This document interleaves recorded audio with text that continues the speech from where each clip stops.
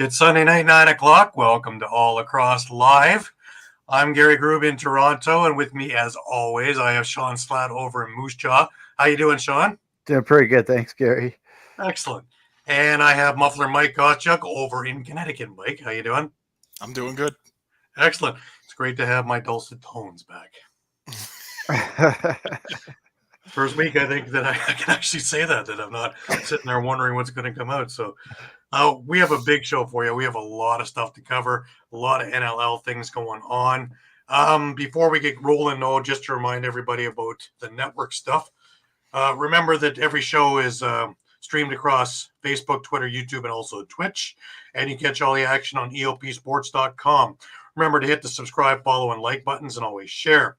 As you can see, many shows for many different types of people.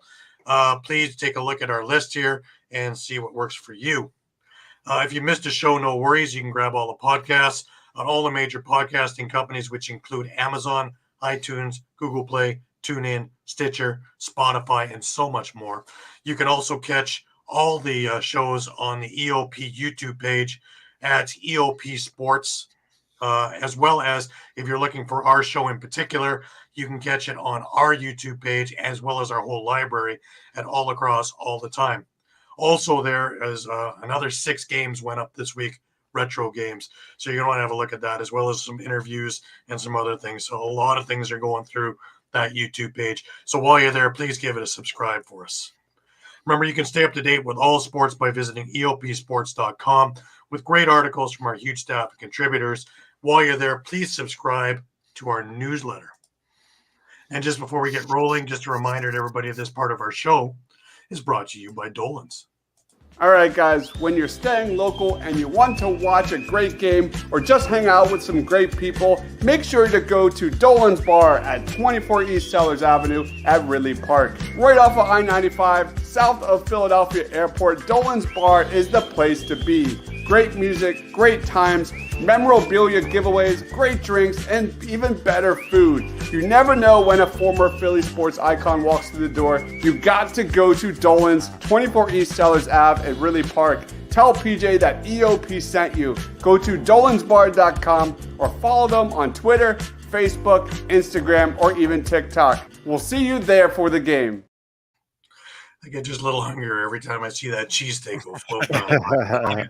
Boy, oh boy, you don't want to miss that place. That place is awesome. And, good prices, great food, and great people. So go see PJ over there at Dolan's. Eduardo is now back from his Miami trip and going to be writing for us. Our West Coast correspondent.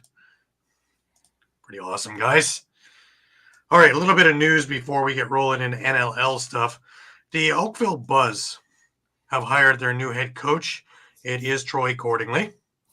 So the junior A team in Oakville has now got Cordingley as the head coach. That should be interesting. That'll knock it up a notch, I'm sure. World Lacrosse also made an announcement this week, and it is Japan that is going to host the 2027 World Field Championships for men and women. Congratulations, Japan. What a program, man. Over the last number of years, they were the team that I watched as much as I could when I was out in San Diego in the summer because they were blistering. And they're one of the few teams that didn't take people from all over the place who had a grandma who could spell Japan. They were all homegrown kids who have come up through the program. And wow, have they ever taken to it. So if anybody thinks that this is not world followed and world presented, you're incorrect. It is growing all over the world. The Rebesky tournament will be a great thing to take a look at how much it's improved. Looking at European box is incredible. Looking at now we're going to have a women's exhibition in there as well, which should knock it up a few notches as well, which is what they need. And hopefully World Lacrosse takes note and can put a little more than 10 teams in there because there's more than 10 teams worthy of being on the world stage. Shawn, you had some news out of Saskatchewan. Yeah, a little NLL news. I guess that loss to Vancouver was a bit of the final straw in Saskatchewan. They made a coaching change. Offensive coordinator Bruce Alexander was shown the pink slip. He was fired. And Derek Keenan is coming back behind the bench. He's going to be co-head coach with Jimmy Quinlan. Interesting move. When Jimmy was first hired as head coach, it was actually a co-coaching job with Derek, and at that point they went 4-0. So it could be interesting to see what happens with the two of them kind of splitting the bench a bit. Absolutely. I'm sure they'll be moving up in the rankings rapidly. Yeah. All right, guys. The Arena Lacrosse League. Let's start with the women's first. The East is off this week, and they have their next set of games next Saturday over at the Iroquois Lacrosse Arena. The games yesterday over in Langley, you had the Deer beating the Bats 5-4, the Turtles beating the Bears 9-7, excuse me, and the Flying Squirrels beating the Hawks 11-3. If we take a look at the ALL East, we had some interesting games this week. We started Friday night. Whitby in Brampton. Whitby beat the Brampton Express 16-13. They've had a hard time, Brampton. They've fallen on some hard times. I think that's their fourth or fifth loss in a row after a really great start. The Express kept it close for the majority of the first quarter. However, a barrage of 4 goals with 2 minutes left had the Steelhawks up 6-2 after 1. This would be the difference in the game. Brampton played the rest of the way, matching goal for goal. Special teams once again played a huge role for Whitby, with them scoring 4 power play goals and 2 shorthanded markers. The Express also got 3 power play goals in this penalty-filled game. Whitby was able to come away with the 16-13 win. Saturday evening over at the Toronto Rock Athletic Center, the Six Nations Snipers visited the Toronto Monarchs. And the Monarchs had fallen on a little bit of hard time and just recently had started turning the ship upright. And in this game, the Monarchs came away with a 15-12 win. And while Six Nations got out to a quick 2-0 lead, special teams from Toronto got them back in the game. Shorthanded goal followed by 2 power play goals had them in front, and they wouldn't trail again the rest of the day. Snipers fought hard all day, only trailing by 1 heading into the fourth quarter, but Toronto put together a 4-goal run in the fourth that the Snipers just couldn't dig out of. Final score 15-12. Today, in the early game, the Paris River Wolves and the Oshawa Outlaws met, and it was close for a few minutes. Paris went away with a 22-10 victory. The Outlaws actually was the hottest team in the league over the last number of weeks, and the first quarter they looked to continue. They were up 3-0 and looking good, but fate would change very quickly. River Wolves rhymed off 22 goals against 6 from Oshawa in the next 2.5 quarters. While there was little scoring in the fourth, the damage had already been done.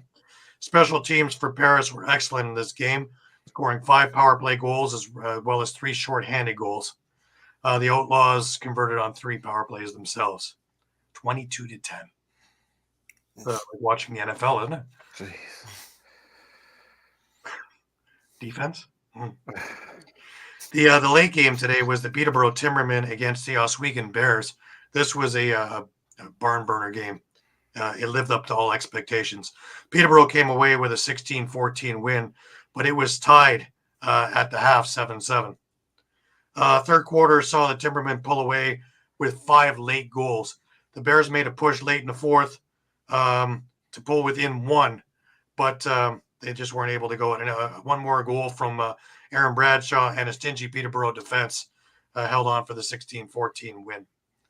If we're looking at this week's power rankings, Whitby sits in first at 6-1. Paris is sitting in second at 5-1. Peterborough vaults into third at 5-2. Toronto is in third at 3-4. Oshawa with a 4-3 record is sitting in fifth. Oswego with a 2-4 record is in sixth. Brampton at 1-5 is in seventh. And Six Nations sitting at 0-6 is in eighth. If we look at the couple of games in the ALL West, the Sea Spray beat the Grizzlies 16-15, and the Blackfish beat the Eagles 11-8. So in our standings, the The top 4 for the ALL East: Whitby, Paris, Peterborough, Oshawa. Bottom 4: Toronto, Oswego, Brampton, Six Nations. If we're looking for the ALL West, the Shooting Eagles are sitting at 7-3. The Sea Spray are sitting at 6-4. Blackfish at 5-5. And the Grizzly are coming up the rear at 2-8. Lost 7 in a row. That's rough. Thanks. Oof. Anyways, next week's games, we got some pretty cool ones coming up. Tuesday, the Blackfish play the Grizzlies, and Wednesday the Eagles play the Sea Spray for some odd during the week games. If we're looking at the East, the Monarchs are visiting Brampton on Friday. The Snipers are over to the Children's Arena in Oshawa to face the Steelhawks at 1 o'clock on Saturday. The 5 o'clock game at the Children's Arena on Saturday will be the Oswego Bears against the Oshawa Outlaws. That will be a barn burner of a game, I'm telling you. And on Sunday, the Peterborough Timbermen are going to face the Paris River Wolves at 2 o'clock at the ILA. Another barn burner of a game. So if you're in the area, you're going to want to catch some of these games. All right, guys. We have a number of things to cover with the NLL. First of all, last week's Player of the Week, Adam Charlin Beatties, 4 goals, 3 assists in that game over Saskatchewan, I believe. Yep. And the Rookie of the Week was Callum Jones of New York with a goal and 12 loose balls in New York's win. Some milestones to cover. Matt Beers played in his 200th game yesterday. A big one is Ryan Benesh. 528 career goals. He is now 5th all-time, surpassing Colin Doyle for that mark. It's some heavy company he's in. Randy Stotts hit the 200-goal mark. This is another really cool one. Joe Reseteris, first American-born player to reach 400 assists. We've listened to how much trouble Warren Hill has had this year. Well, he just wound up with his 2,000th career save. So, not doing too shabbily. Connor Kiernan, 200 career points. And a big one here, guys.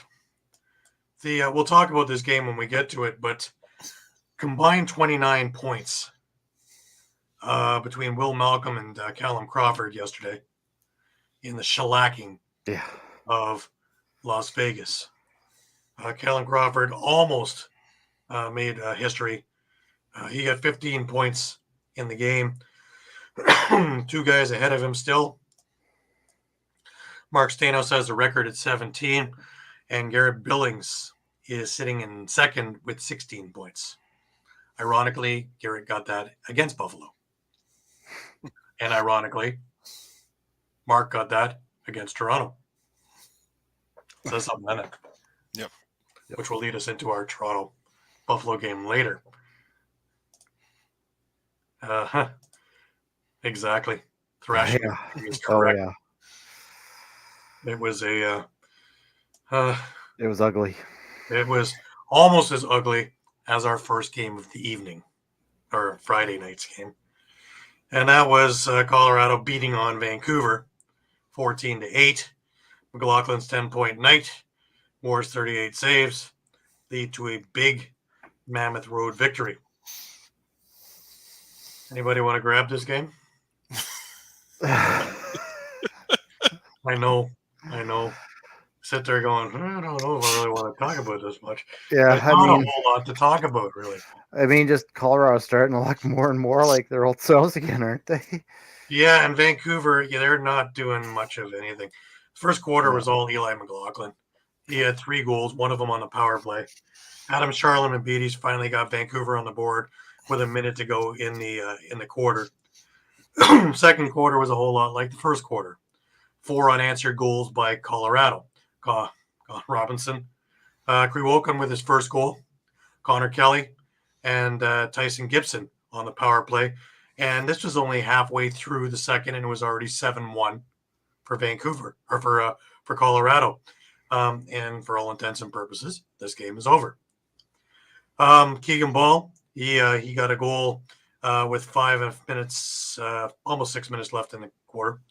But Zed Williams and Tyson Gibson answered back, and it was 9-2. Ball scored again and made it 9-3 at the half. Eli McLaughlin with another one to open up the third quarter, and it was 10-3. Ryan Martell and Kirkness got a pair of goals for Vancouver to bring it to 10-5. But again, Eli McLaughlin and Warren Jeffrey had a pair of goals, and it was 12-5. Riley Lowen with a goal for Vancouver, making it 12-6. But Chris Wardle answered back for Colorado. And as Kurt Malosky said in his press conference, and I have the press conference for you, if you're going goal for goal when you're this far behind, that's suicide. You need to get on a run. Keegan Ball got a power play goal, but Zed Williams again. It was 14-7. Kevin Crowley scored with a couple of minutes left in the game, and mercifully it was over. And 14-8 was your final. Again, Dylan Ward is starting to look more like Dylan Ward. 38 saves on the evening. Aaron Bold didn't make it to the end. He was pulled about 28 minutes into the game. He was pulled earlier than that for just for a breather, but this was a finer pull. And Aiden Walsh came in, and he didn't fare much better. So goaltending in Vancouver, amongst other things, is a big question mark. If you're Malosky, guys, where do you begin? Mike? Oh, boy. Yeah.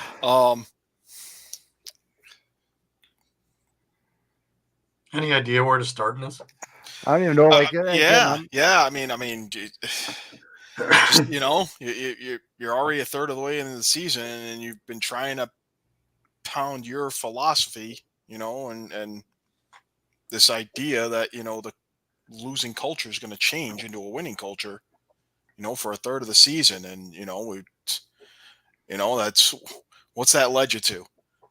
You've lost both games to Colorado. Mm-hmm. The first one, was just awful. When you look at it, in terms of the big picture. I mean, they had a 6-goal lead at halftime and managed not to score at all in the second half and allow Colorado to claw back in and force overtime. And then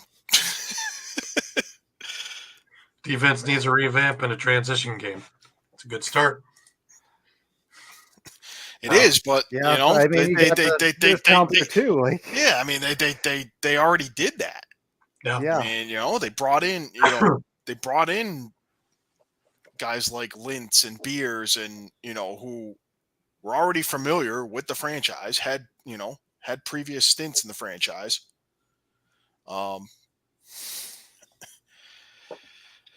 I don't know. See, I would disagree. I think Keegan Malone really showed up that night, and I heard it. And I mean, yeah, he was the only one who was actually doing stuff in the press conference. Malosky refers to one specific shift of what he did, but let's look at the highlights of the game, or the lowlights, depending how you want to look at it, depending who you were cheering for, and then we'll get into Malosky's press conference.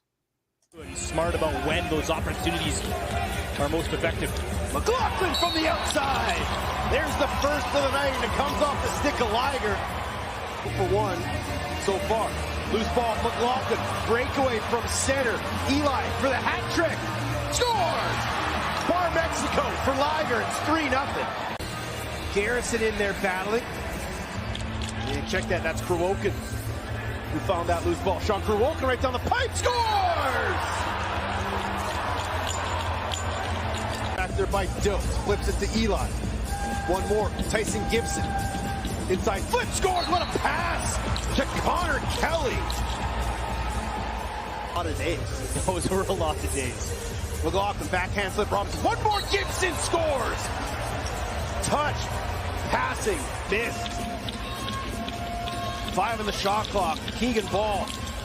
Scores! 2 goals late in the 30 for Vancouver. Same. Here's Gibson.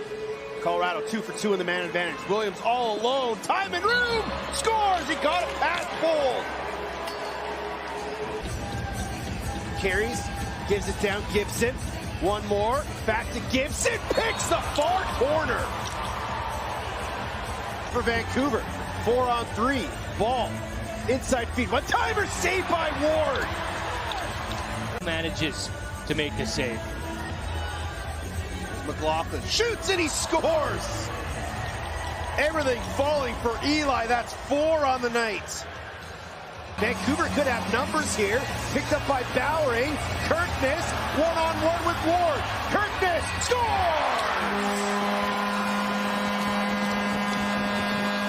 And this is a player who almost left Lacrosse altogether. Inside Liger again! They want an in-house replay. They haven't got one yet. All alone. Wardle!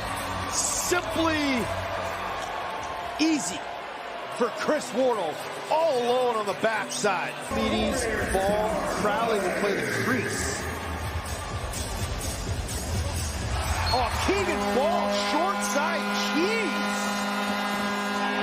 With 10 on the shot clock. Williams has it. Watched by Dilks. Step back through a screen and he scored! That was painful, wasn't it? Oh, extremely.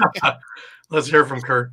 We were 1 for 4 and they were 3 for 5, so they won the special teams battle. And I think someone I don't know if it was here, wrote an article about us having to win the special teams battle, and we never did. Yeah, so just taking a look at your team's overall performance as well tonight, what are some things you liked from the guys? It wasn't much. Pretty lackluster. You know, we've lost 5 games this year, and I thought that was one of our worst performances. You know, I didn't like our Calgary game, but I just thought that one was awful.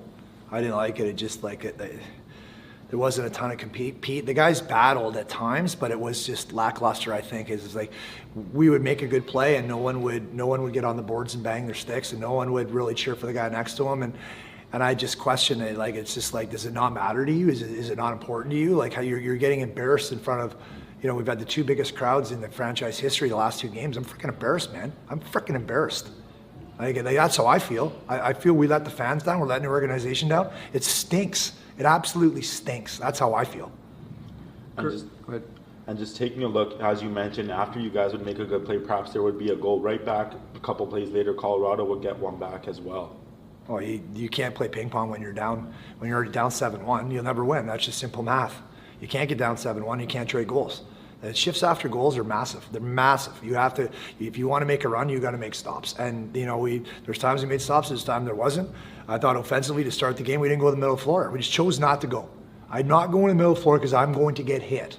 I'm going to get hit. So I'm going to stand on the outside and I'm going to twirl the ball around and I'm going to throw it wide or I'm going to throw it in Dylan's stick. That's what I'm going to do, because if I go inside, it's going to hurt. So you make a decision if you want to go inside or not. And I'm challenged those guys. They didn't go to the middle of the floor. Outside of the end, the best shift of the whole game was Keegan Ball. And it made me proud. I had goosebumps. I wanted to cry. I want to hug the kid when he came off the floor because he played like a man. The guy just watch that shift, and that's how you're supposed to play lacrosse.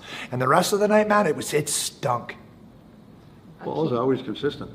What? Ball's always consistent. Yeah, sometimes. He's not always consistent. I love you, Stevie, but shit, he's not always consistent.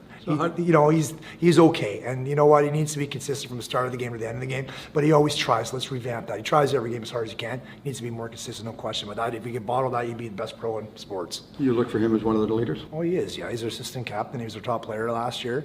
You know, he had a great game in Saskatchewan, and he's learning a new system. He's learning a new coach. You know, and now he's the focal point in a lot of the offense. Everyone's going to lock him off. You're a 4-14 team. That people don't really care who's on that team. They know they're going to walk in, they're going to walk over you. And I'm not saying that's what we're doing right now, but you know, we're prepared. You know, I'm preparing to be a better team, and you know, they're going to go try to shut down our better guys, and he's our best guy, so he's getting the best checks. Second half a little bit smoother offensively, looked like a little bit tougher defensively. Did you like anything from that second half? Well, we won the fourth quarter, but maybe that's a little bit of them just mailing it in because they were up by a bunch of goals. But offensively, we got them that. We got some shots. We actually scored some. You know, the guys never quit. Like, they don't quit, you know, and the challenge is when you're down by that many goals, if you give up, they're not giving up on each other. I can see that, but they have to learn that to when someone makes a good play, that you have to be on the boards. You have to celebrate. That's side. All these little plays add up to big plays. You can't just wait for someone to score. You can't just wait for something to happen at the other end. You have to understand, like, I talk about buy-in all the time. Like, it's non-negotiable. You just don't buy in half the time. One day I believe, or one day I don't believe, or one day I'm going to buy in. Another BS, man. Like, BS. Either you care and you're all in, or you're not. And that's how we play lacrosse. We play some shifts. I'll go to the middle of the floor. Other shifts, I won't go to the middle of the floor. Some shifts, I'll go two-hand tough on a loose ball. Other shifts, I'll just go like this and play spaghetti arm offense, and I'll let the other guy run by it. We'll not win lacrosse games like that. And I trust the guys in that room. We've assembled a really, really nice group of veteran guys, and we have to figure it out, man. We're going to keep working. I'll keep pounding the video. Our coaches will keep working hard. I only know one way. We only know one way, is to continue to grind and continue to battle.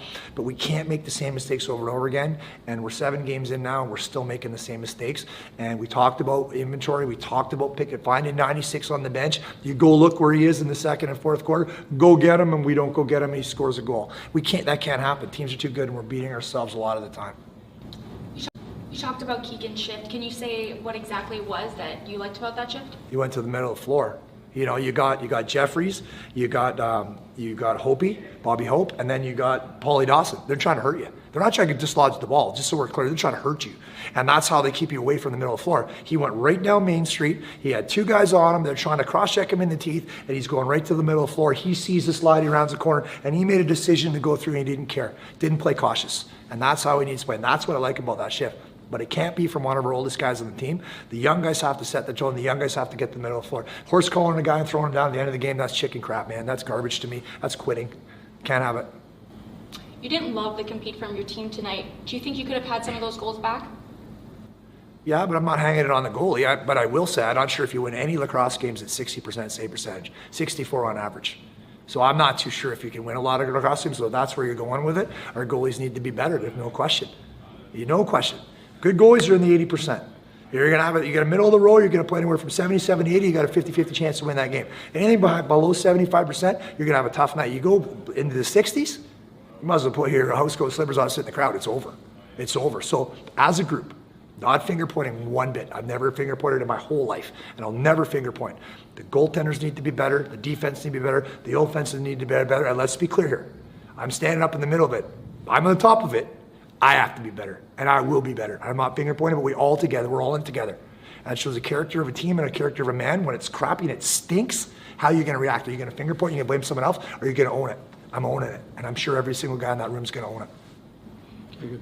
Lastly, what did you think of Kirk in his first goal? It's great. Kirky's been working hard. You know, he started on the practice roster. He got hurt in training camp. He didn't say anything. Just battled, and there was an opportunity for him to get in the lineup. One of the guys didn't have a great night. He got in, and he never looked back. He's athletic. He cares. We talk about good people make good teams. We go on the road to Rochester. He's picking up all the bags for all our trainers. That doesn't go unnoticed with us. He's just a good overall person. He's a great athlete, and it's so good to see him get rewarded. So that is one of the bright spots tonight. Thank you. Thank you.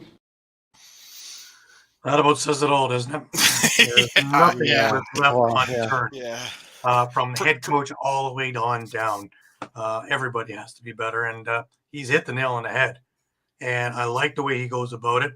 No finger pointing, but really, he has the stats, he has the numbers, and everything else works around it. And the camaraderie. You know, banging your stick on the board. Seems like such a small thing, but it's not. I kind of want to make a point to that. Sorry, Gary. Because we talked about what needs to change. If guys aren't playing for each other, is that a leadership thing? Does someone need to stand up in that dressing room and, other than a coach, and say, "Hey guys, let's screw our heads back on. Let's figure this out." Losing does weird things. Yeah, well, I don't know. I mean, yeah, like players only meeting or something like that. You know, that's about right. Because I say losing does weird things to people, even guys who are close. After a couple of losses and bad ones, guys are starting to protect their own little things like their jobs. And friends aren't friends anymore. It's his fault. Their fault. Why didn't you do this? And the little things all become magnified. So unless somebody takes a bull by the horns that's not named Malowski, then there's going to be all kinds of internal problems in there. But I have a feeling there's enough veterans in there that can right this ship. But it's going to take someone. And it's another problem which other sports don't have, is because these guys are all flying in from all over the place and only see each other the day before the game or the day of the game. They don't have these meetings in the middle of the week, or some of the other teams like here in Toronto where they can have practices during the week, that they can have these meetings. Vancouver might have more of an opportunity. Yeah. I was going to say I don't entirely agree with that, because I was going to say, they're in a unique situation that could be kind of a bad situation for them, in that we've been talking the last couple of years about them working to try to attract, hometown guys to come back to Vancouver, and they've succeeded with that, getting guys like Kevin Crowley to sign, Aaron Beers. Gold, come back out. Yeah. Gold. Beers, Well, now getting McCully also, who lives there. Yep. Lintz,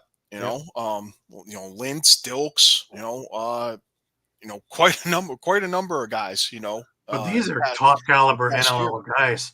So surely somebody, if not a bunch of these guys, Even if they're all living in Vancouver, I mean, it's easy enough for that leadership group to get together. We're in enough technology that we can do what we're just doing. Say, hey guys, what do we need to do in the locker room to get these younger guys going? Mm-hmm. Yeah, so even a Zoom meeting. For me, there's that. So I don't buy that they can't try to do something with a good chunk of the personnel on the roster midweek. But the other problem the organization's going to have is, if this doesn't get any better and they want to be sellers at the trade deadline, how are they going to be sellers when the pieces they're trying to get rid of are the pieces they've worked so hard the last few years trying to get them to come back home? Mm-hmm. True. Now what do you do? Yeah. Good point. It's a conundrum. That's why he's being paid and we're watching. Right. But, yeah. We'll see. I don't know their next. I don't know if you guys know their next few games offhand, but I got to think if they're not. We have Georgia next Friday.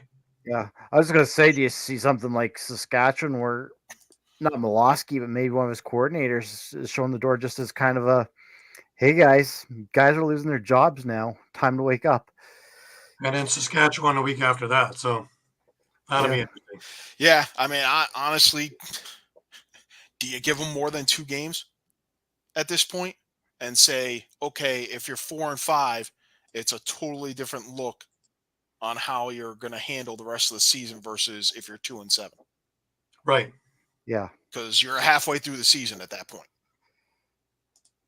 All right. Let's move on. We have our next gentleman with us. We're into the Wings Nest. We're going to bring Pat on in. Pat, how you doing? Not good. You know what? That's why you're picking, man. Yeah, you're with me. Yeah. Not good. Not good. No, Look at that. What are you guys talking about? Oh, jeez. I'm heading to the basement. I'm already heading. I wait. How do I manage to do the best this weekend? With you, for Christ's sake, leave me alone. Yes, I am. We're both heading to the cellar. Now yes. Going to be passing us next week. Yeah. Listen, guys, it's not pretty. This Wings team has yet to get a win at home. They fell in a hole fast to this Seals team. I knew this was going to be a tall order. It was nice to see a welcome back Trevor Batiste. However, again, you fell into a hole, and I was pretty livid with the goalie style of play. I didn't think he played that well. And I had the press conference afterwards. Paul Day thought he did an okay job after the first half, but I'm like, in the second half, in the fourth quarter, he gave up 4 goals too. So to me, I don't think he had his best game. I think he was a little slow on trying to make some stops. and then on the offense, there was some fundamentals stuff that hadn't been working. I get it. They missed 3 weeks of play. Paul Day said in the press conference he wants to play more. He's tired of 2 weeks on, 2 weeks off. He's getting tired. He wants to play consistent lacrosse ball. Well, he better be careful what he asks for, because you're asking, for Halifax that's going to be coming in here. And the last time I checked, you beat them by a nose hair. Because that Halifax team is really, really physical, and they were toying with the Wings, and somehow Wings pulled the win out. But going back to this game, the Wings, though, to me are just I don't say you want to push the fire alarm, but there's some major concerns. And to me, I don't know if Higgins. I know you guys are going to defend him. I love him, but I don't know if in this league, or for the Wings, rather. I don't know if he has what it takes. I mean, I'm hoping that he can turn around. Yeah, he did face 61. Yeah, that's it. 49 saves. I'd say they're pretty good.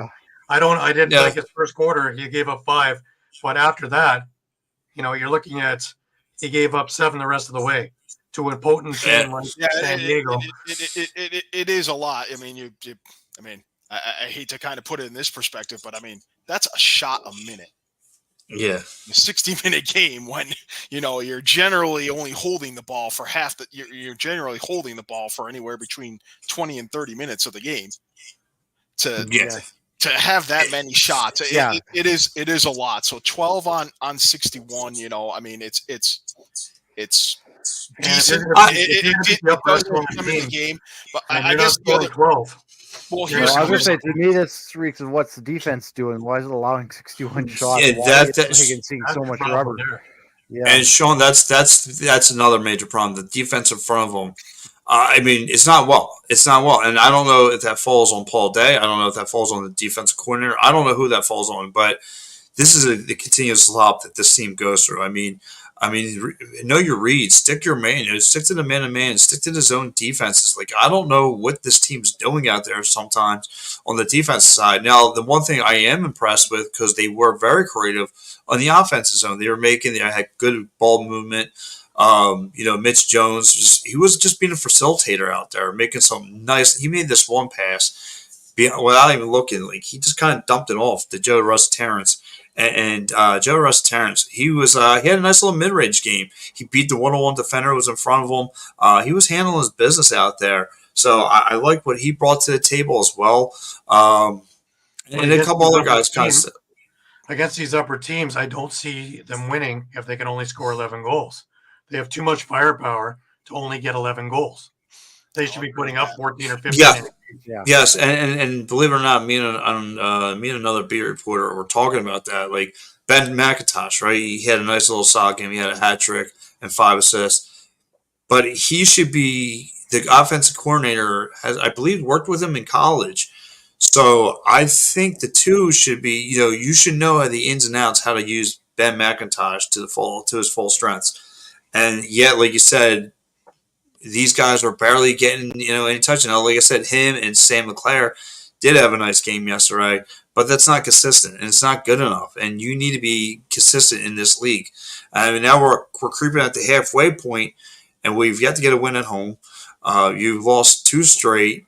Things need to start turning around, or you're going to be outside looking in at the playoffs. And this kind of year tells me, who are you? What are you? And right now, I don't feel confident in this Wings team. Yeah, so, I'll just bring up 2 points.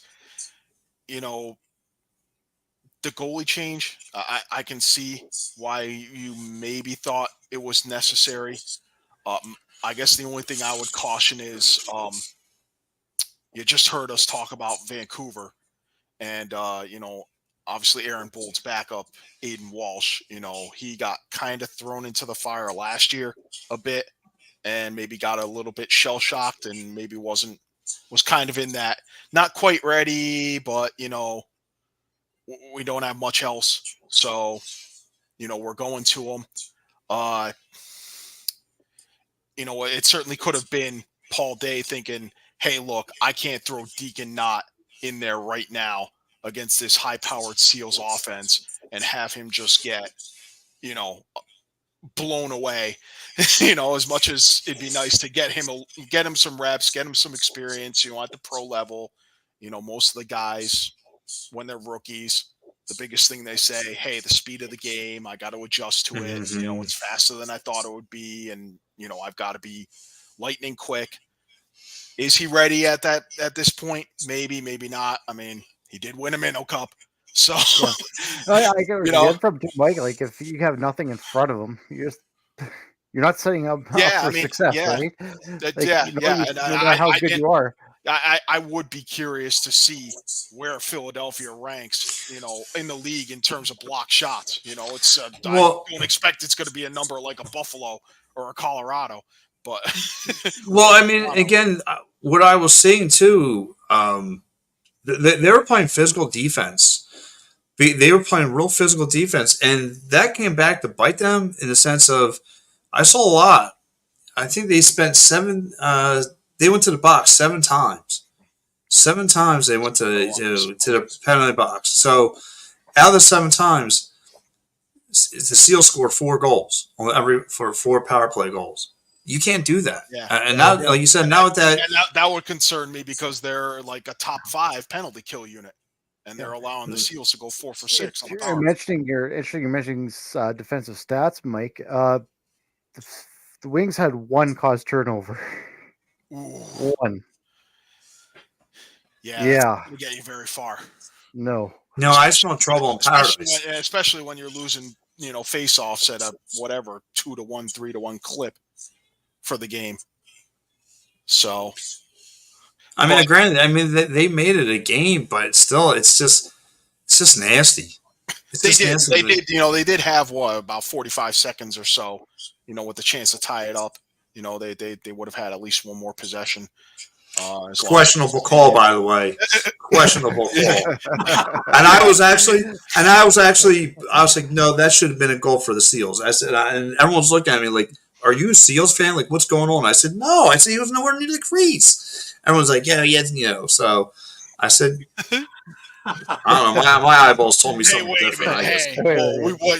Guys, you need to stop and soak this in because Pat being unbiased here, this is like a watershed moment here. Come on, being rational and unbiased. No, but seriously, the last thing I would add is, yes, they're 2-4. They could have been 3-3.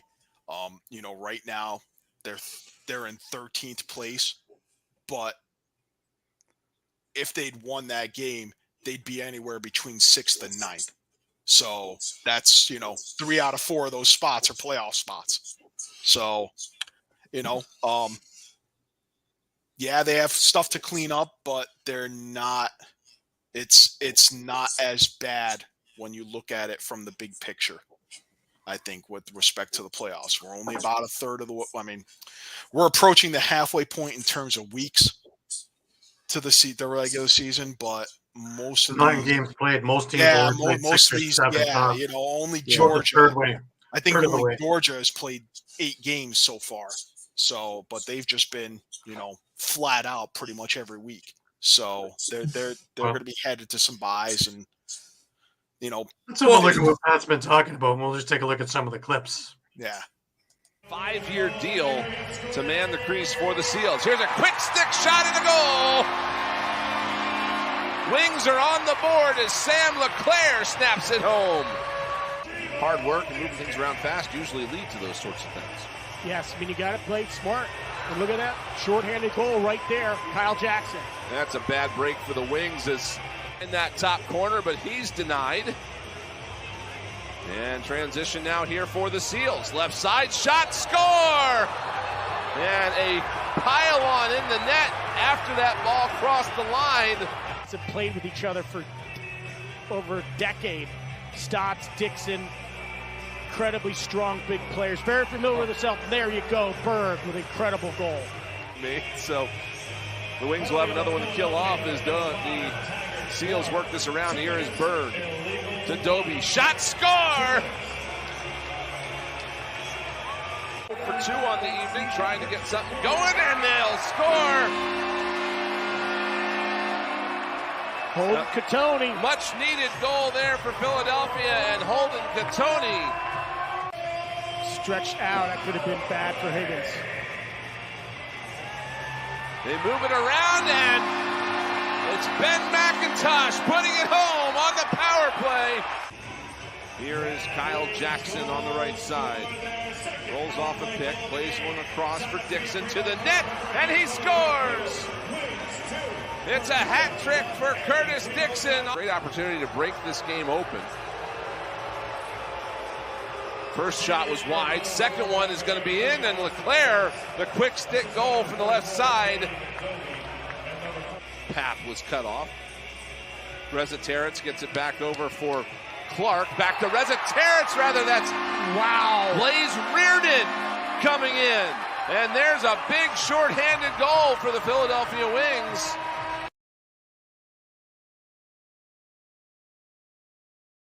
And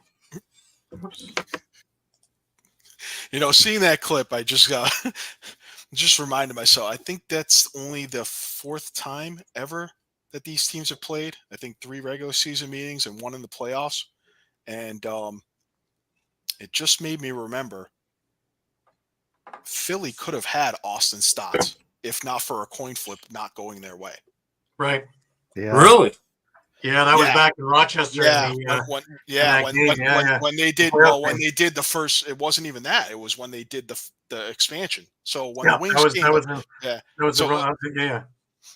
when the Wings came, this is more for Pat because I'm not sure if he's up on the history, but when the Wings came in, the Seals came in expansion the same year, and basically they had a coin flip in the NLL finals at halftime or something like that. And basically, San Diego won the flip, and they had the choice of, hey, do you want to choose first in the entry draft? Do you want to choose first in the expansion draft? San Diego wins the flip. Patrick Mayo says, I want the first pick in the entry draft. So Philly got, as a consolation, the first pick in the expansion draft, where you pick from the other team. Red Hickey. Yeah, that was a tough one. Yeah, he got hurt one game into the season. That was the end of him in San Philadelphia. Diego went ahead and drafted Austin Stotts first overall. So, well, it's paid dividends. It's very, very paid dividends. For them, yes. So, and after what I saw last night, I was like, I'm just sitting there too in the press box. I'm like, why is he on this team? I'm just saying, like a playmaker like that's like, where are you? Where are you? Where are the playmakers? And someone like Austin Stotts, like I'm just sitting there gushing, like, I need something like this. I need something like this on this team right now. Because, and like I said, granted, Ben McIntosh had a great game, but the key word is consistency. Will he do this against Halifax? I don't know. Is Sam LeClaire going to put on the same magic he did? I don't know. But I need Mitch Jones to, trying to find the back of the net a little bit more. I mean, great. Like I said, he's being a great facilitator, moving the ball around, doing all that stuff, giving up the good shot for a great shot. He's doing all those things, but I need him to start finding the back of the net. Start, lighting a lamp, showing these guys how they get it done. Joe Rezaterets, again, playing very, very well. Had a nice little mid-range game, but again, I need more consistency out of the offense. And I don't know if I'm going to get it. And the defense needs to clean up. This is what's holding the Wings back. They're going to start soaking up some shots, Buffalo style. They really do. Yeah. So I don't know what that's going to take, but and I mean, causing some turnovers and the loose ball battle. Geez, 80-58 they lost. I mean, and there's some stuff they do on defense. It's fundamentals. Fundamental lacrosse. Again, loose balls. You guys are so focused wanting to play in the man-to-man defense. The loose ball's right there in front of you. And the first goal was given up by a loose ball redeflect. I was like, why aren't you guys focusing? Like, this is, again, details, fundamental. And they didn't bring that in this game. Again, and now you got to come in a short week with a team that just beat Rochester. So now they got a little chip on their shoulder, and now they want revenge, saying that you guys beat us by a nose hair, a fluke. And they're going to make sure that, again, they're going to come in there like Clubber Lane. And I don't want none of this business, okay? That's what I'm afraid of. I'm afraid. You want to hear it, Gary? You want to break me down? I'm afraid, Gary. I'm afraid what's about to happen here on Friday. Loving the Philadelphia references. Got to get some more Rocky in there. For the first time, I'm afraid, Mick. I'm afraid. Okay, I'm afraid. That's awesome.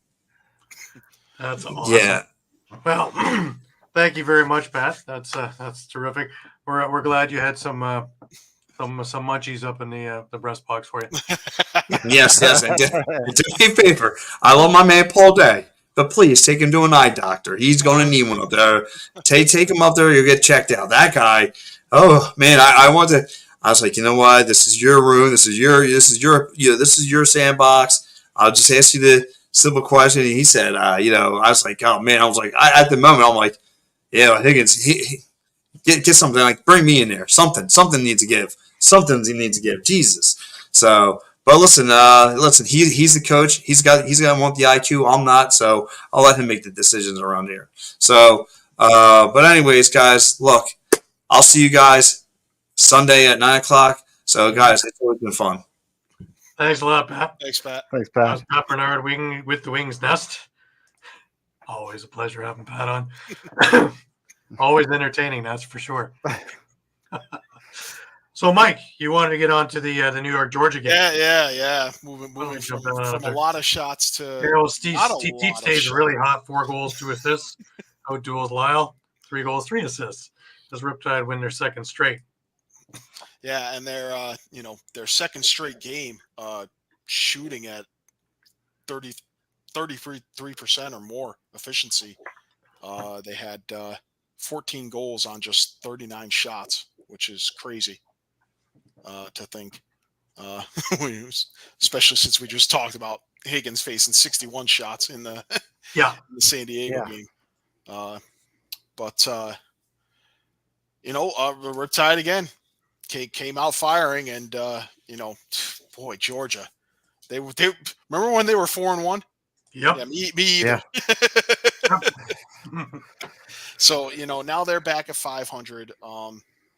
Again, Lyle had 3 goals and 3 assists, but not much help from anyone else. Zach Miller had 2 goals and an assist. Andrew Q had 2 and 3. Shane Jackson was held to just 1 assist on the game. Georgia isn't going to win many games. No. When Shane Jackson's having a night like that. Teat 4-2 for New York. Larson Sundown, big game, 3 goals, 3 assists. Connor Kiernan had 3 and 4. Riley O'Connor with 7 assists. And remember when New York was 1 and 4? Yeah, me either. Yeah. Now they're 1 game under 500. We were wondering when they could get their first win. Yeah. They really look like whatever it is they did 3 weeks ago. They made one change. They brought in Stephen Keogh. Leadership. And maybe that was catalyst enough. So. Leadership and grit. And I'm sure he's not afraid to get in your face in the dressing room if you're floating. Yeah. Yeah.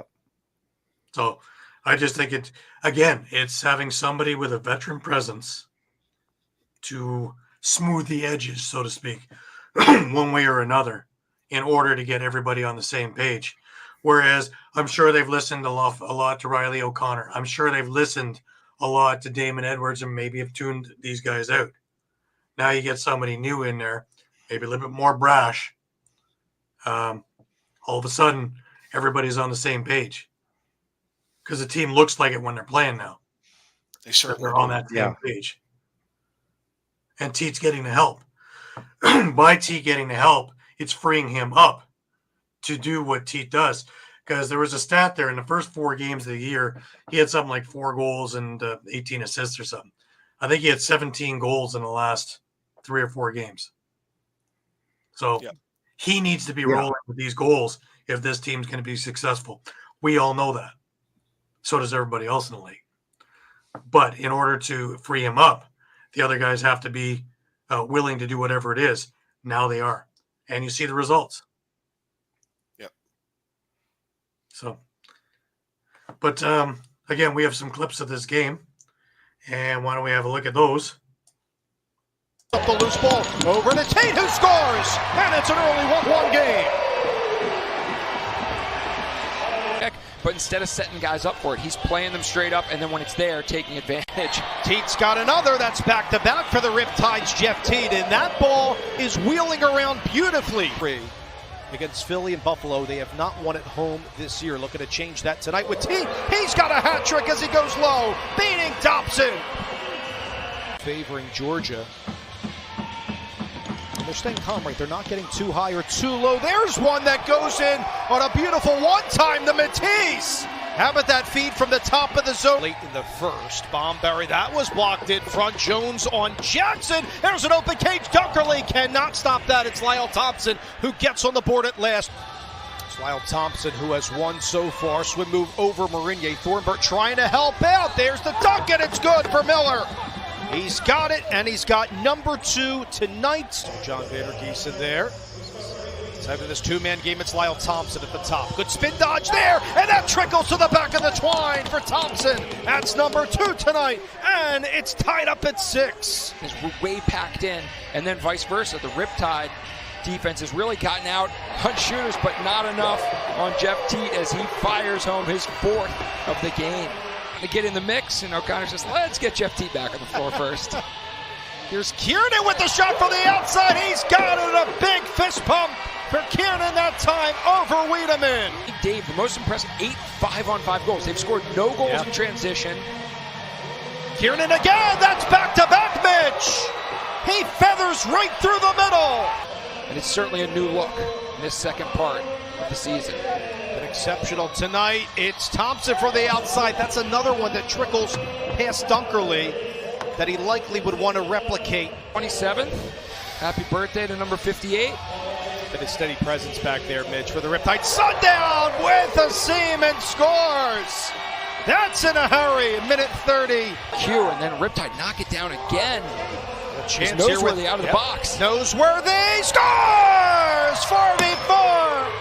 Noseworthy's got it. On that rebound for the Riptide and a breakaway here for New York. 2v1 with Wild. Gives it up, shot, and another goal. It's Kiernan with a hat trick. What a night for Connor Kiernan. Goalie off, see if they can get with about 5 seconds left. Brownell, there's the dunk, and it's in for the Riptide. Literally every type of goal you can imagine was scored.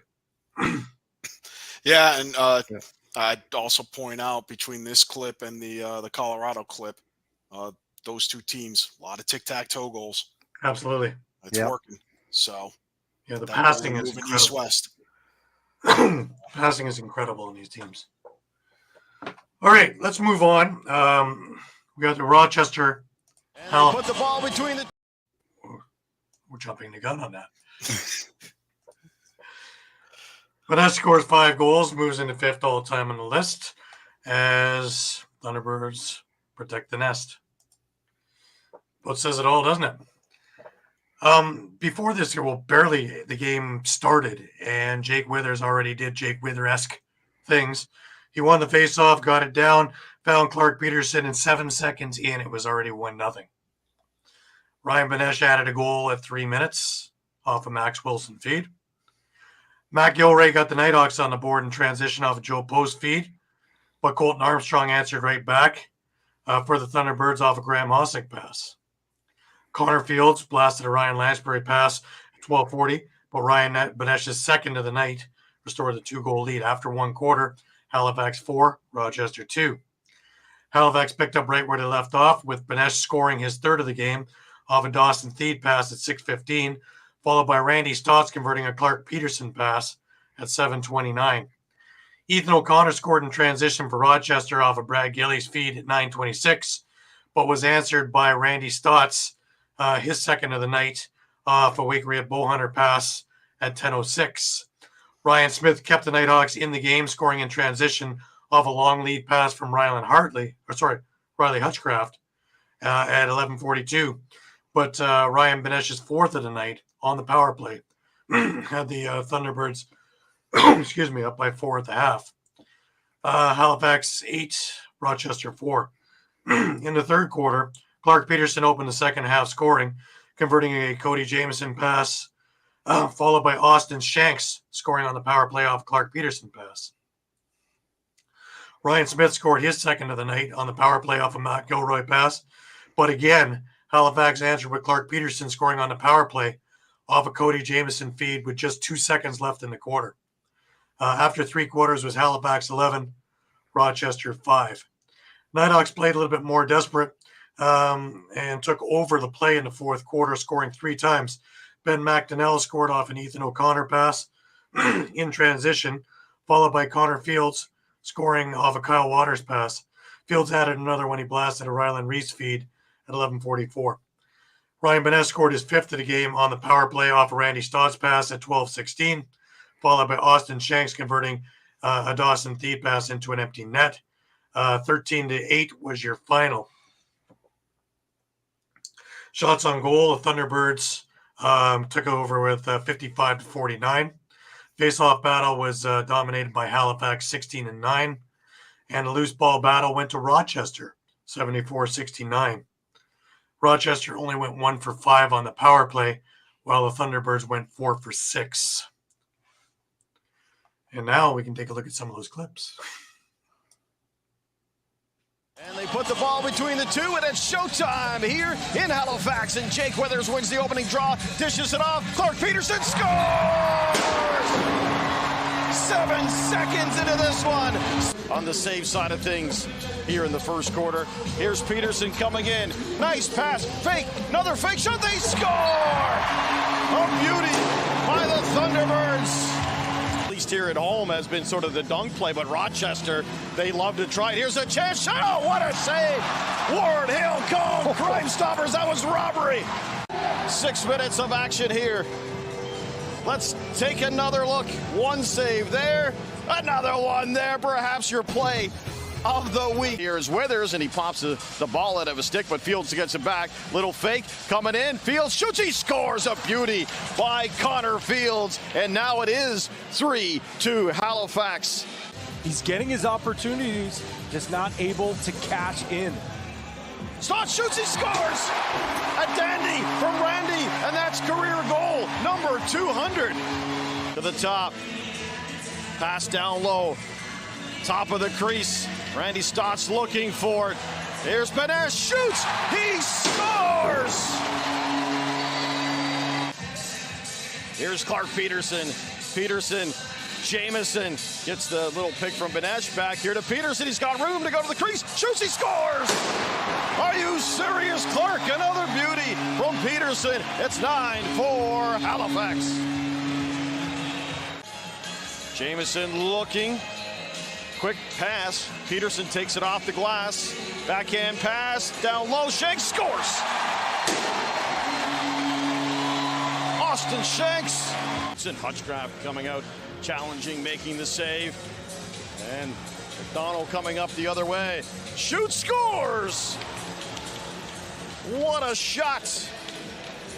So far, I think there's been at least 2 or 3 more.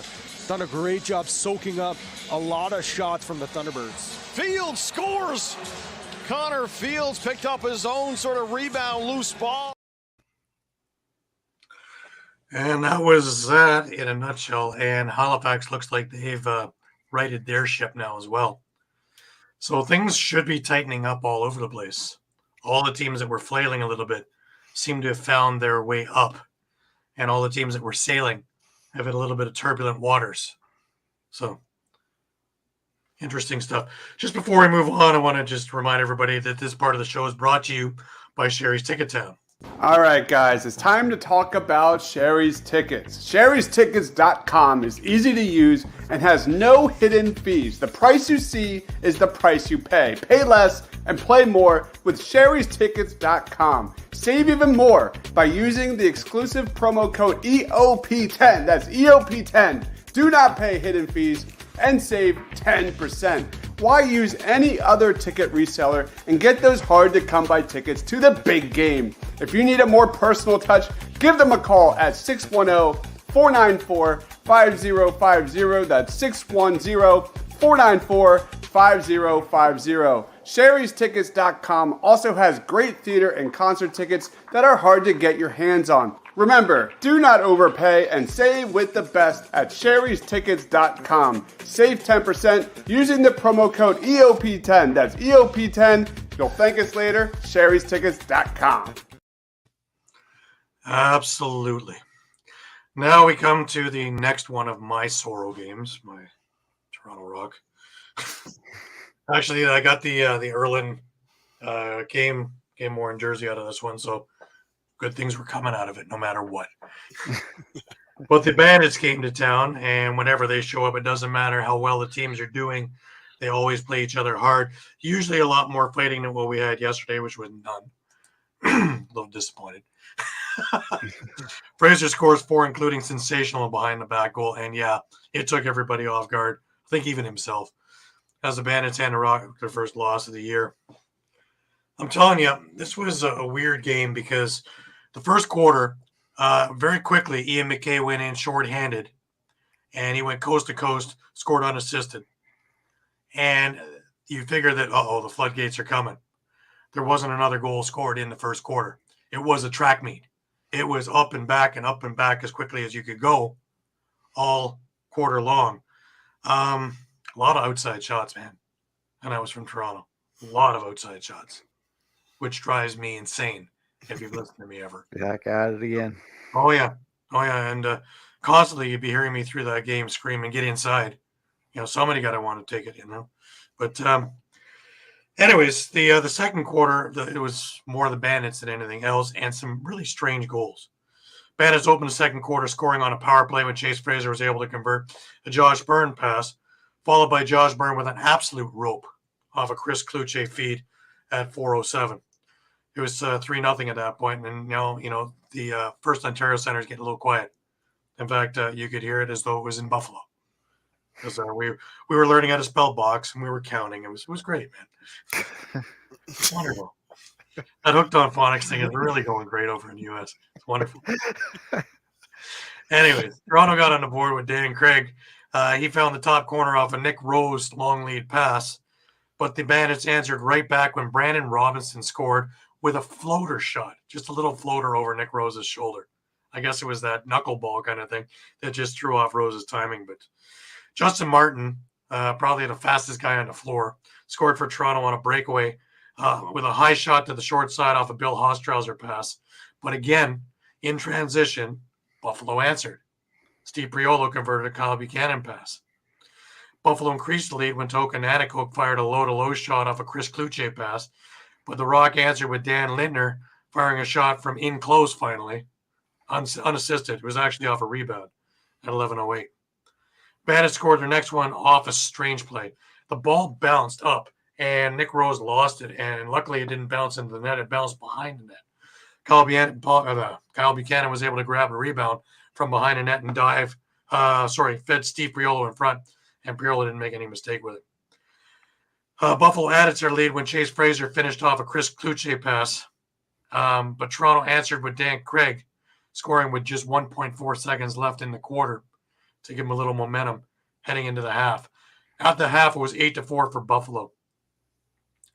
When I was talking with a few other people at the half, the one thing that kept coming up was if Toronto doesn't get off to a quick start, this game's done.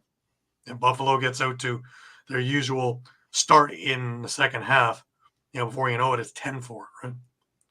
But, the Rock got off to an immediate start.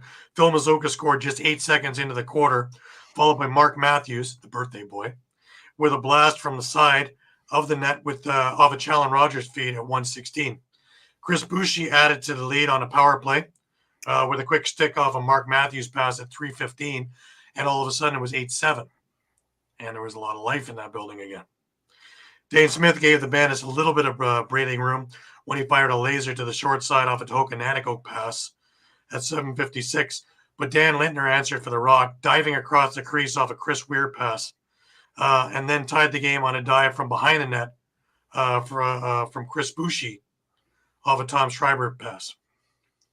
The Rock took their first lead of the night when Corey Small fired a howitzer from the outside off a Chris Boucher pass at 13:54.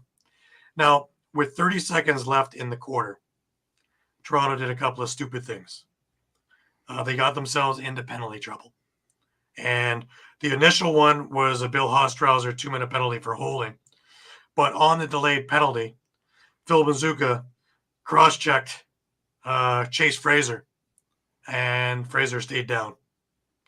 And they gave Mazuka a 5-minute illegal cross-check penalty for that.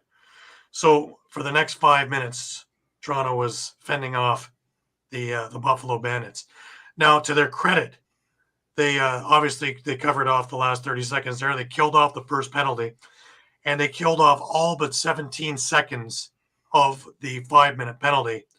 But Kyle Buchanan finished off a Chris Cloutier pass, followed by Chase Fraser with a behind-the-back shot that is just on the highlight reels if you look at SportsCenter, with a swim move and then a behind-the-back immediately.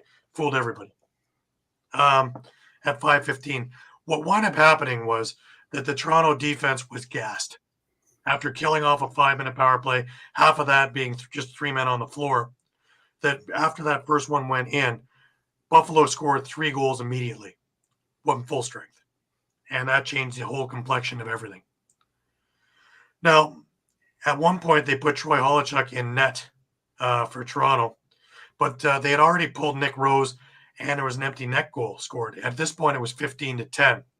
Now, with 5 minutes left in a game, and you're down by 4, I still can't get through my head why you're pulling your goalie. Your offense is good enough to score 5-on-5. Buffalo is a quick team, and with the long run from the bench, you're on the long side in the last quarter. You're not going to catch them. And Dane Smith ran for one, Ian McKay ran for one, and there was no way Troy Holochuk was going to make it in time. And sure enough, 2 empty net goals. Now, why does this matter? At this point, it's 16-10. There's about 4 minutes left in the game. It's over, right? Well, no. Toronto puts together a 4-goal run that takes them all the way down to about 17 seconds left in the game. And it's 16-14. So, again, I understand when there's a goal or two difference and there's a minute or two left in the game, why you're pulling the goalie.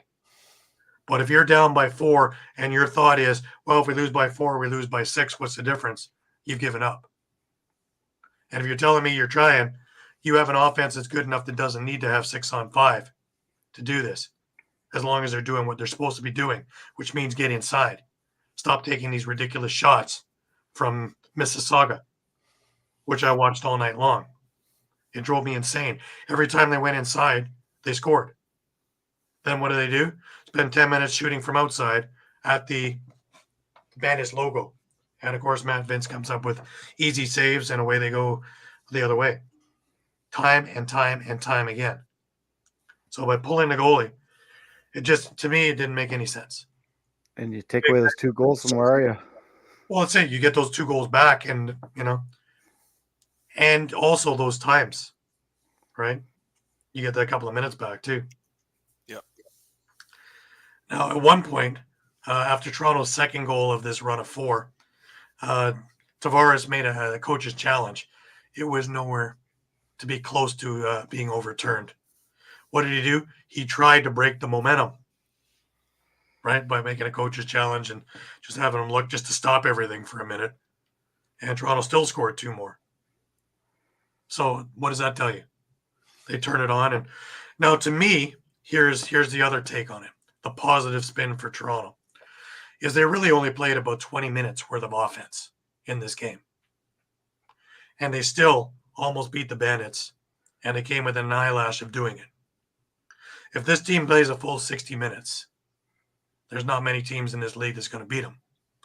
But when are they going to play that full 60 minutes? I haven't seen it yet this year, that they play this full 60 minutes. Anyways, before I get more on a soapbox, let me give you some of the clips and show you some of the goals. Greg was hoping to pick that short side, but Ian McKay rushes the floor, shoots, scores! Short-handed transition goal from McKay, who Dane Smith in tight. Burns shoots, scores! Just enough room for Josh Byrne. Craig, some room, drives, scores! That one, big play, starts it the other way. Justin Martin on the rock, runs the floor, shoots, scores! Right back from the rock. Veteran Buchanan steps into one, stopped by Rose. There's the second chance, and it's buried. Bandits staying with it. Bandits going to keep going in the meantime. Kluche, backhander, Nanako in, bouncer scores! What a turn of events. Byrne on the move. Kluche. This is over, Fraser scores! Matthews with the ball. Over to Schreiber. Clock winding down. Schreiber in tight. Craig scores! Bar down! Late magic! Fakes the pass over to Rogers. Slade now finds Callan Rogers. Swings it over. Matthews pass! Scores! Mark Matthews runs to the outside. Anacope up top with that gap opening. Smith plant, shoots, scores!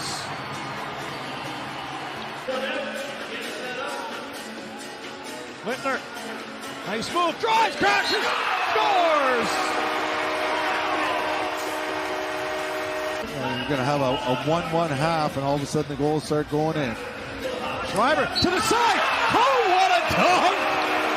Oh, that is filthy. That's against the Bandits. See if Toronto can open up a lead. They do! Ball sneaks it through Vince, and there's a momentum swing. Byrne gets back to it. Dozen seconds on the shot clock for Buffalo. Kluche over the top. On off Rose. Buchanan buries. Rose. Razor putting the head down. Little swim behind the back.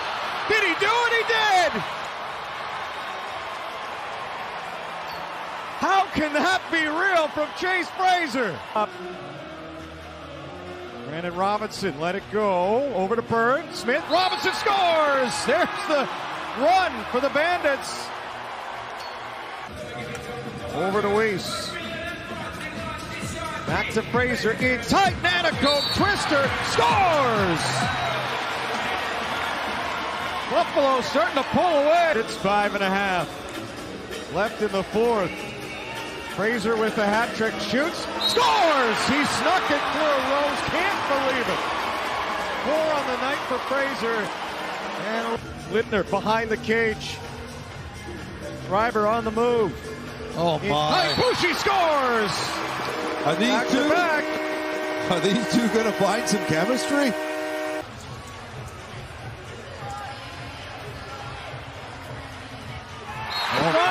Scores again! Are you kidding me? I mean, was I kidding? All these inside goals, yet I watched most of the game shots from outside. Just doesn't make any sense. And also when they're going inside, it opens up for the outside shots that they start falling.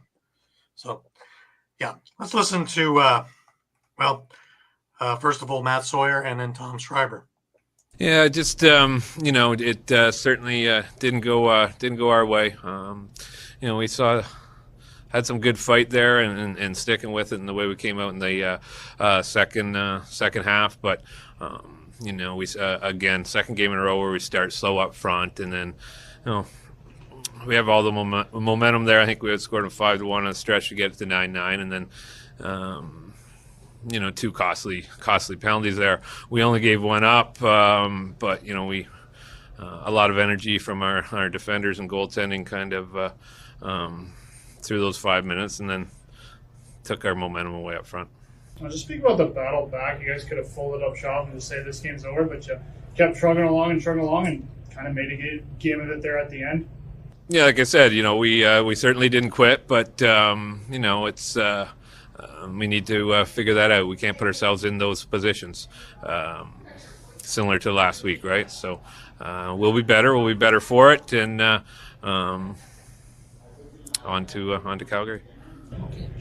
You touched on the slow starts. What do you do as a coach now to try and nip that in the bud going into the?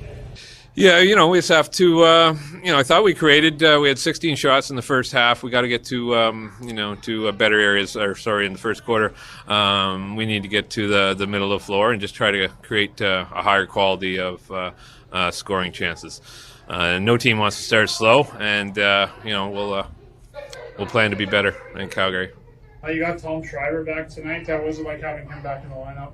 Yeah, it was a shot in the arm. It's been a long time since he played a NLL game, so I'm sure he's only going to get better as he moves on. But it was good to see him able to go out there and play like he did, and I think you saw how he's going to help our offense. Yeah, it feels good. It's tough being out. It's tough to kind of trust the process there. So to be able to play, to get back out there in front of this crowd, it's special. It's an honor to play for this team and this organization. So getting back out was incredible. It felt it was a long time coming for me, and it's a disappointing result, but in the long run, I'm grateful to be back. It just seems kind of sense from just the slow starts and not being ready to play at the beginning there.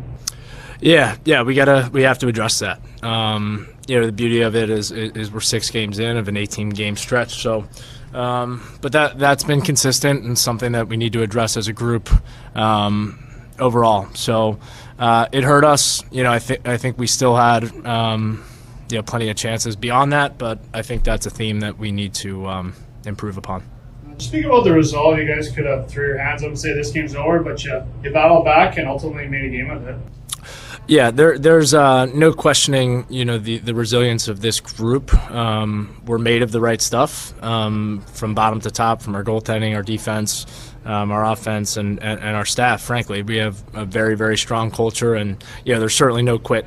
Tonight that wasn't enough, and we needed to execute at a higher level. But I don't think anybody in our room is questioning, ever giving up or anything like that. You obviously rallied in the third quarter, take a 10-9 lead, but how much do you think those 2 penalties at the end of the quarter kind of just killed the momentum? Yeah, I think we did it, I don't know the exact time, but I think we probably killed, 4 minutes and 45 seconds of a 5-minute penalty, 5-on-3 for a little bit. Nick Rose was excellent. Our 3-man group, playing man down, did an awesome job, and yeah, it hurt. I think we were building something offensively, but again, I think you got to look at our start too. We didn't do a good enough job in that stretch and gain some momentum, but that's the game. You have to find ways to find those momentum swings, and there was just a lull there that was the difference in the game after that, really, where they pulled away, and we fought back, but it just wasn't enough tonight. First time with the offense, with some of the changes they made, Bushi, Matthews coming in, how did it feel like with that offensive group? Yeah, I've been really excited to play with those guys. I've played with Dan Lintner a couple of years ago.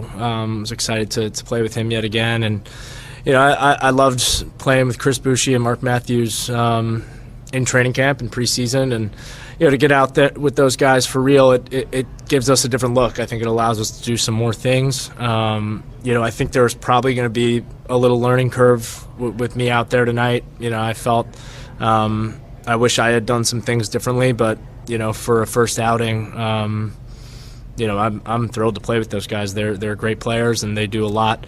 For me, I want to return that favor and hopefully help them and have really balanced offense is what we strive to be, and it's part of the journey. I think we'll only improve, but those guys are awesome, and I think we're just getting started. And add Chris Corbeil and add TD Erlin and add a few other guys, Josh Jubinville, to the lineup, and then you're going to get the A squad again.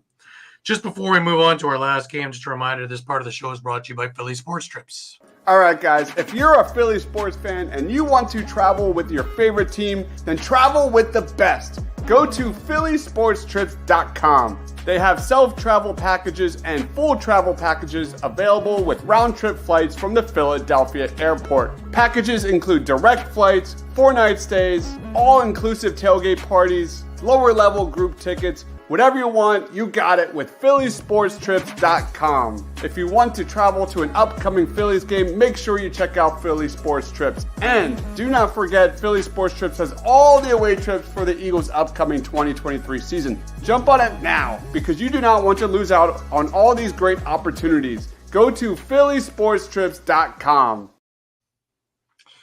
Absolutely. So our last game of the weekend was a pitcher's duel, eh, Shawn? Yeah. I think as you put it, Gary, is It's Rush, man. It's Rush. Yeah. 21-12. For Yeah. all the dog fans out there. Crawford's monster record-setting nights and Malcolm lead Panther City to a blowout win. There's an understatement and a half. Yeah. I believe Crawford had 3 points before the anthems were over. Yeah, 12 points by the first half. That's a National Lacrosse League record. 8 goals, which I believe is a personal best for him. And I know Panther City doesn't have much of a history, but 21 goals, I believe, is a franchise record as well. But yeah, with just over 8 minutes in the game, it was already 8-0. Or in the 8 minutes left in the first quarter, sorry, it was 8-0. Dylan Watson finally got Las Vegas on the board at about 7:05 on the clock. Then again, Matthew Gauthier, Will Malcolm, Phil Caputo. It's 8-1 after 1. Crawford again, Malcolm again. It's 10-1, and we're not even. It's 2:18 into the second quarter. It's 10-1, and I mean I could keep going here, but it was just. Yeah, it was a beatdown. It wasn't. It was a beatdown. It was. They made sure Las Vegas couldn't come back like they did. Yeah, exactly. And like we mentioned, with even quietly between Callum Crawford, as we mentioned before, Will Malcolm had 4 goals and 10 assists for 14 points, just between those two alone. Des Dogs did make a bit of a goaltending change, and Joel Watson, sorry, didn't even last 3 minutes and 41 seconds, and that was it for him.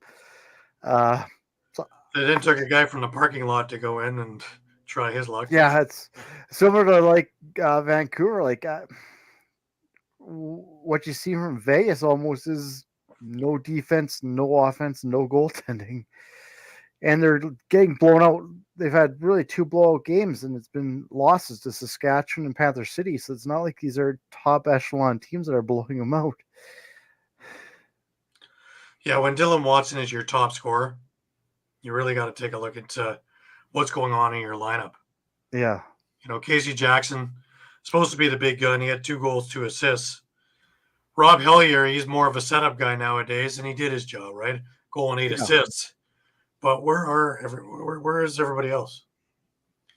Jack Hanna, 3 assists. He needs to be scoring. Yep. These are the guys that need to get these things. Reed Reinhold, 1 assist. Yep.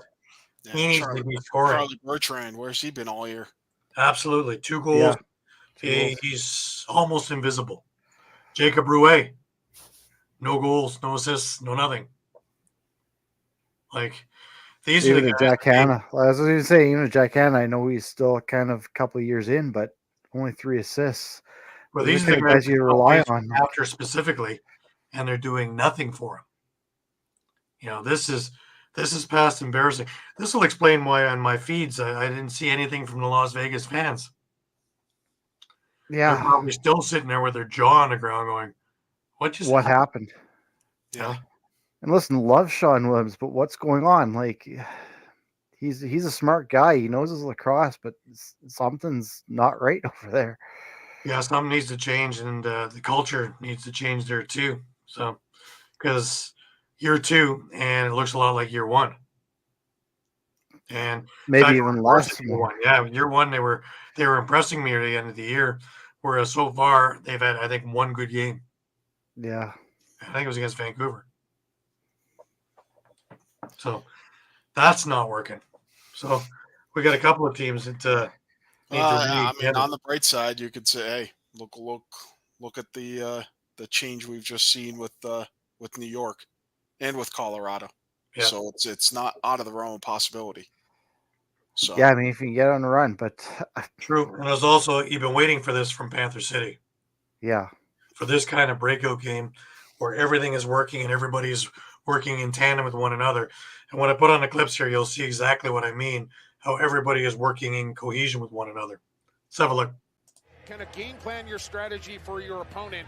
It's not going to work the same for every team. I'm sorry to cut you off there, Jake, but what a pass and finish. It was Caputo on the goal, and you talk about showtime. Callum Crawford, he's been playing bully ball in the early going, and he's going to do it right here. Backing in, shooting, and scoring. Callum Crawford, have yourself a night. The speedster Will Malcolm, who was the leader in points, let's not forget, and goals last year, and he scores for Panther City. Don't forget about Will Malcolm. He's only 24 years old, but you miss out on it, and a tired defense has to go back to work again. That's been the tough balancing act so far, and that's around the back and in for Caputo. Oh, that is special. Clip it right there, AJ, from Phil Caputo. Group in the early going, 11 goals already in. Crawford, they're sending more help toward Crawford, but then he responds that way, setting up Caputo. So Crawford, give him another point. He is now in double figures. Watching the sin bin. It's a 5-on-3 on offense. We've talked about this before. They play it like a 4-on-3. They don't need the fifth. And a power play goal, the fifth of the night for Panther City. Doing the honors is Phil Caputo, who is up to 4 goals. Off of a bye week. Tracy Koluski also addressing the recent bye weeks early in the season, saying it's been tough to find a rhythm. And hey, there are more points being scored just like that. That's point number 13 on the assist for Callum Crawford. 3 situations, some delayed penalty stuff. 3 for 5 so far on the man advantage, and Crawford's got it. The assist from Malcolm, goal from Crawford. This is not a tape recording. That is a new audio track, right? A little bit, and then that kind of let up again. And so he picked up a second win. Rebound goal from Trent. His first goal of the season. And now the 6-on-5. And they work an open look for Watson.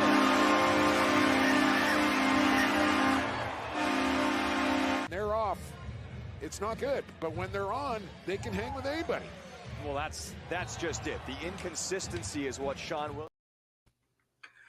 And I think Jake just hit it there. When they're on, they can hang with anybody. Eduardo made a good comment too. Very impressed with them against San Diego when they beat them.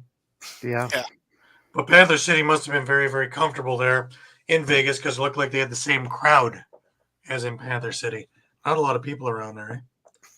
Losing does that. That chases people away. Yeah, I was gonna say losing does that though. Yeah. Yep. But yeah, a few issues there that need to be looked at quickly because, again, the season, while it only being a third of the way, just a couple of weeks from now, we'll be talking about we're at the halfway point, and something has to be done. Either they are yeah, and if I heard correctly, that Bertrand goal was his first of the season. Yeah. Yeah. So how many games are they in? That's concerning. Exactly. Well, just before we wrap up, guys, I just want to remind everybody, Sumi Dog, that we are just part of David R. Cherry. All right, guys, let's talk about Cherry Law Firm. If you get hurt at work in a motor vehicle accident, personal injury, or affected by criminal law, you got to call David R. Cherry of the Cherry Firm. Call 610-565-0300 or go to cherryinjurylaw.com. Let David R. Cherry fight for your rights. Again, that number is 610-565-0300. That's 610-565-0300 or go to cherryinjurylaw.com. Let David R. Cherry fight for your right. Absolutely. Let's just have a quick little look at upcoming games this week in the NLL. We got a number of them. Friday night, we actually have 3 of them. Halifax is in Philadelphia. Vancouver is in Georgia. New York is in Calgary. Interesting games. Philadelphia needs to come out with a win here, and Halifax definitely, now they found the right way, doesn't want to give up their momentum. So that's going to be a tough game, I think. Yep. And then that Vancouver Georgia game, that's actually second of a 2-game series, and Vancouver's up 1-0.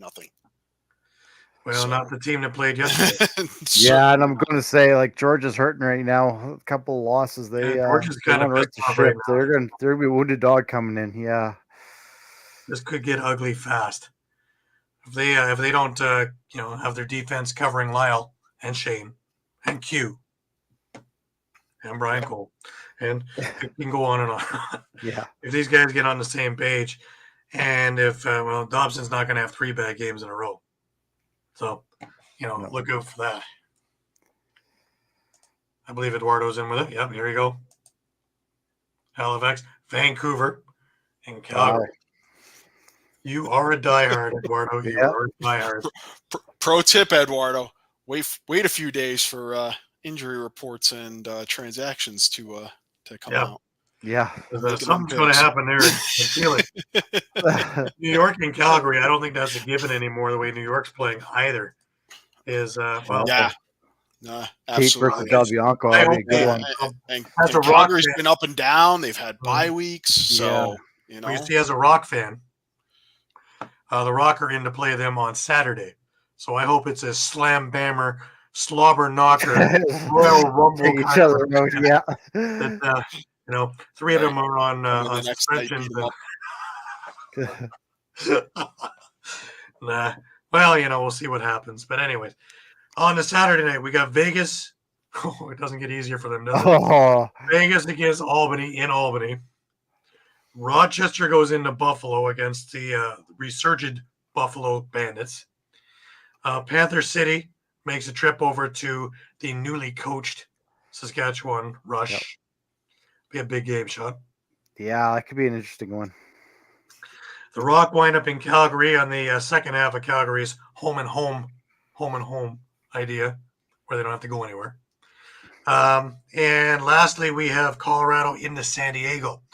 Now, the Colorado team that I saw on Friday against the San Diego team that I saw yesterday, that's not a sure thing in my Yeah, eyes. I wouldn't count that. I wouldn't count Colorado one bit. No, Not at all. If they're healthy, I think they give San Diego a big run for their money, and I give them a slight edge in the goaltending, don't I? Yeah. Yeah. Oh yeah. So that one by no means is a gimme, though some might think so. Anyway.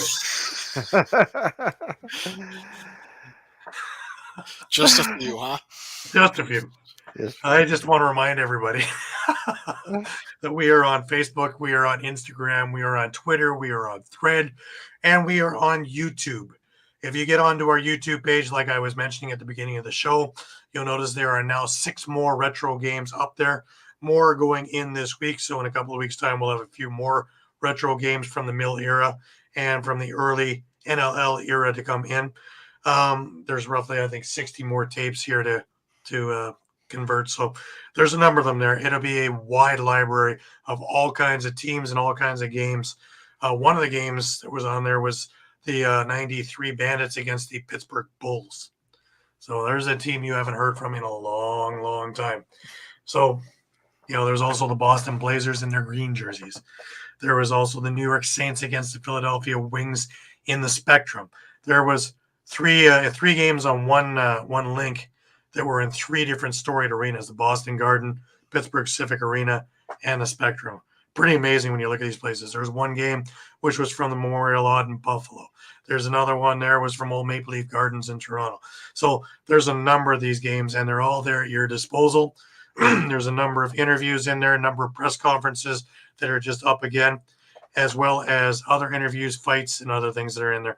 There's a lot of things there. Please go there. Please subscribe. Tell your friends, and let them go and subscribe as well. Help them if they can. And please check with us 3, 4, 5 times a day on our Facebook page, because the information is always changing, and we are up to date with everything because we have our finger on the pulse of the situation. We watch all the things that are going on. So, any last words there, Shawn? No, I was looking forward to next week. Should be some good games. Oh, wait, we have some quick breaking Eduardo picks. Oh. How many Buffalo, Panther City, Rock, and Colorado? I like you thinking with Colorado there, Eduardo. Yeah, I like it too. He's trying to go to Atlanta. My world traveler out there. Just trying to get to a colder climate, are you? To see Vancouver, Georgia. Yeah, well. Yep. Mike, any last words? I think some teams, I think you got to wait 1 or 2 more weeks for hitting the panic button for some of these teams. Yeah. Let's see what let's see how Vancouver reacts with that press conference from Milos, because it's played like a top 40 hit around there now. Yeah, So, I mean, we've already seen differences over a couple of weeks with Colorado and with New York. Mm-hmm. Coming back into the picture.